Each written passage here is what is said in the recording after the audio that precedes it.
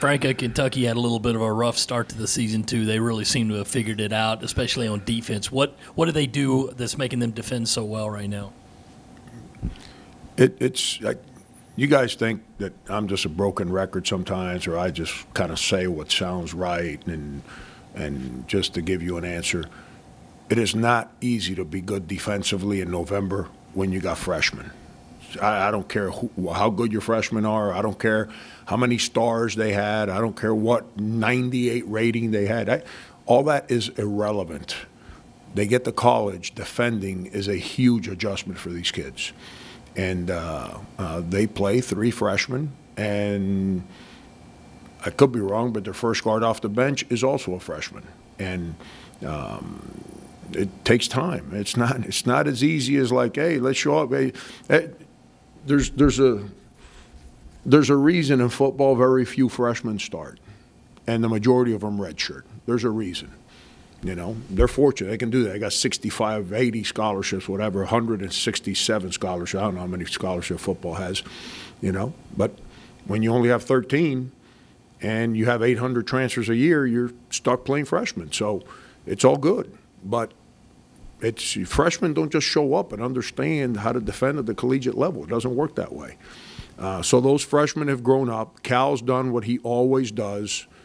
His teams always get better. They don't get worse, they get better. And then when you couple the fact that those freshmen are now playing with 3 front court guys, Nick Richards, P.J. Washington, who are both experienced guys in Cal systems as sophomores, and then a 5th-year senior in Reed Travis, you know, those freshman guards who all 3 – here's the one thing all 3 of those freshman kids, Johnson, Hero, and Hagens all have. They're all kind of high-energy guys.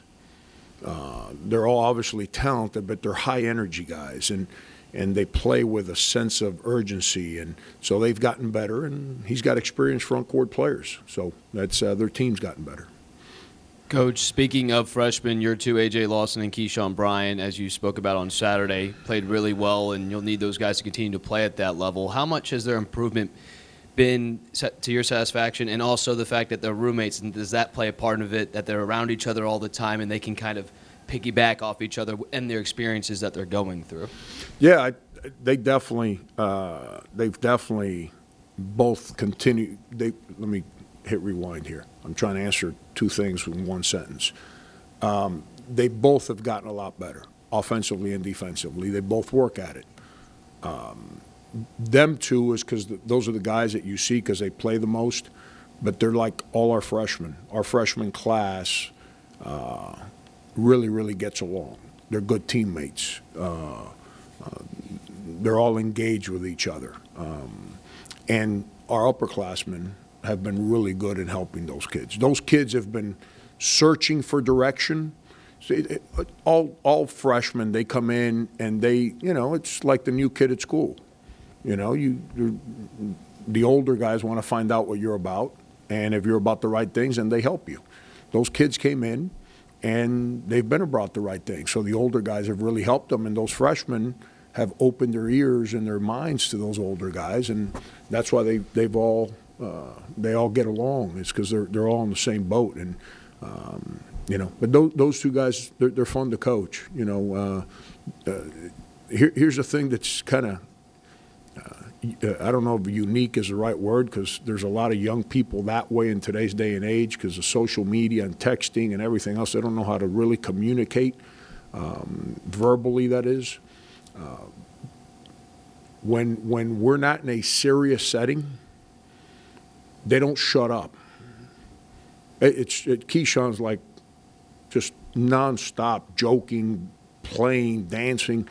AJ's like in his quiet little voice, just nonstop making jokes, and you know. But they need to learn how to allow that personality into real situations because they're very intelligent. That's why they've gotten better. They're good teammates, so people are willing to listen to them. So they got to learn how to allow their voices to interject when we're in real situations, and that's the next step for those guys in growth. Frank, since you brought it up, I think last week, it means it's on your mind at least. You opened last week's press conference. You had a note about the free throw discrepancy in your non-conference road games. I'm not trying to get you in trouble, but your last 3 just not road games in general, opponent's taking 50 more free throws. Is it more? Is it more on you guys need to be more aggressive? Obviously, at Oklahoma State, they played that zone. You felt you guys were passive. But is it a myth of the calls on the road first home, or what can you do to improve that, particularly going to a place like Rupp Arena tomorrow? I'll let you answer that whatever way you want to answer it. I've danced that dance, and I'm not dancing it ever again. We're freshman guard.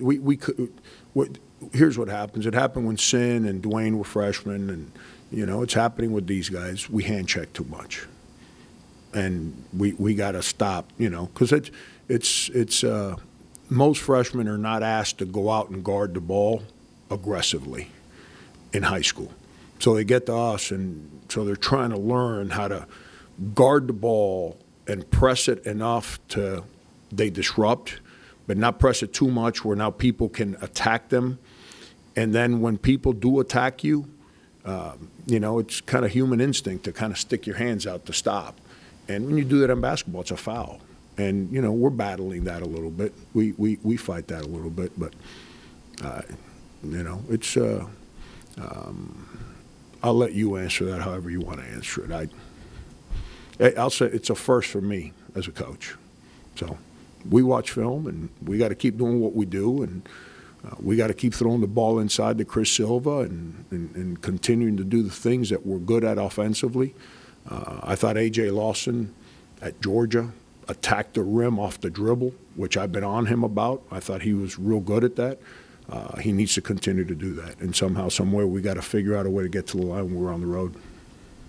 Frank, kind of sticking with A.J. and Keyshawn a little bit, we've talked a lot this year about playing so many freshmen that there's going to be some growing pains. They're going to have to take some time to adjust. But I'm just wondering, is there any benefit to being so young at the guard position? Do you look at some things and say, if this was an older group, we wouldn't be doing this or something like that? Are there any benefits to having so many young guys on the court at one time? If this was, 20 years ago, I'd be excited because those are going to be your starting guards for probably 3 years. In today's day and age, you have kids that are good and they come in and play a lot from year one. They can get up and leave, and rightfully so. I got no problem. I've got no problem with guys leaving. It's that means they did their job and we did our job, plain and simple. But I'm excited about those kids. You guys haven't seen a lot of Alonzo Frank right now because he's just frustrated because he's trying to do Chapter 8 with Chapter 1 knowledge, and that's hard to do. I don't know if that makes sense what I just said. It's hard to do. But he's fighting every day to try and get better. Jermaine Cousinard, same thing. You haven't seen him play. He's a real good player. We really like, T.J. Moss. You saw him a little bit earlier in the year. He's got unbelievable personality, and he can shoot the ball, and he's got some toughness to him. And, I wish I could have played all our freshmen from day one this year and gotten them as many reps as we possibly could. Haven't been able to, but we've played 2 of them a lot. And then Alonzo, he's starting to come along. He probably had his best practice he's had yesterday. I hope he can piggyback on that and have another good one today because he's a real good player. He's going to help us here as the year goes on. But I'm excited. I'm excited about A.J. I'm excited about Key. We wouldn't be where we're at right now better as a team, not record-wise. I ain't into all that stuff. Just the progress that we've made as a team without their willingness to take on responsibility, which it's not easy to do at their age. But they've been willing to accept responsibility and take on challenges and grow, and that's allowed us to keep getting better.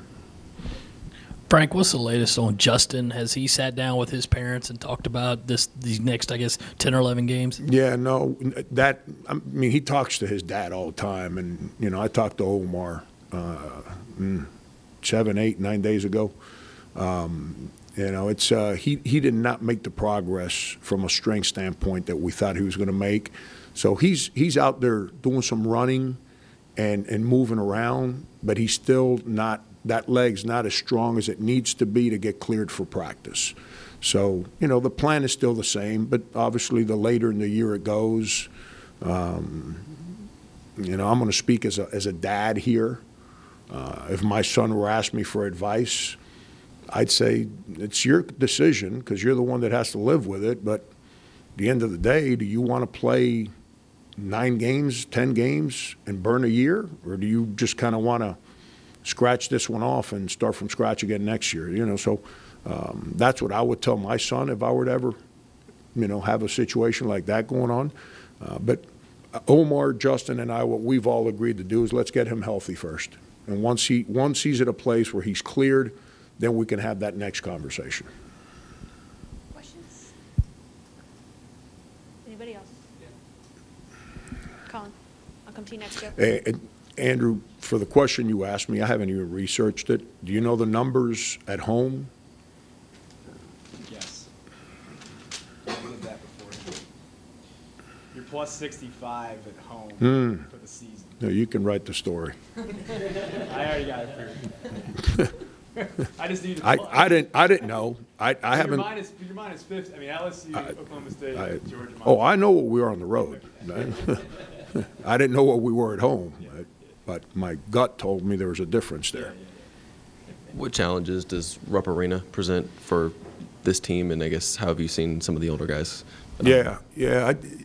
I'll say this about Rupp. I've been in a lot of buildings around the country. Their fan base is awesome.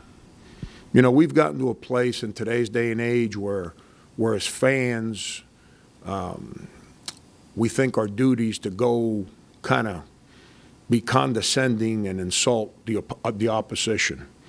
You know, the fans at Rupp are not like that at all. They're about cheering for their team and respecting the game. And I'm just telling you, their fan base is unbelievable. It's 23,000 people. They're somewhere in that number. And when your team plays the game the right way, they applaud it. But they go there to root for their team and create a great environment to create energy for their team. And it's fun. It's fun. I'm worried about our freshmen going into that building because you walk in there, it's impressive. You know, it's, you know, Rolf Felder, who I always felt was a kid that wasn't rattled by too much. He was like in a twilight zone when that game started his freshman year. And I had to start him because that's the game PJ came down with the neck deal. And he was in a twilight zone. Just, I mean, I couldn't believe it. I'd never seen him rattled like that before or since. But, you know, but it's a great building for basketball. You know, I'm fortunate. We've won in every building in the Big 12 except Kansas. And here in this league, we've won in every building except Rupp and Alabama. And so we get a chance to go in there and try and win at Rupp. And I think that's pretty impressive, that you can claim you've won in most buildings in your own league. That's because winning on the road, winning's hard, let alone on the road.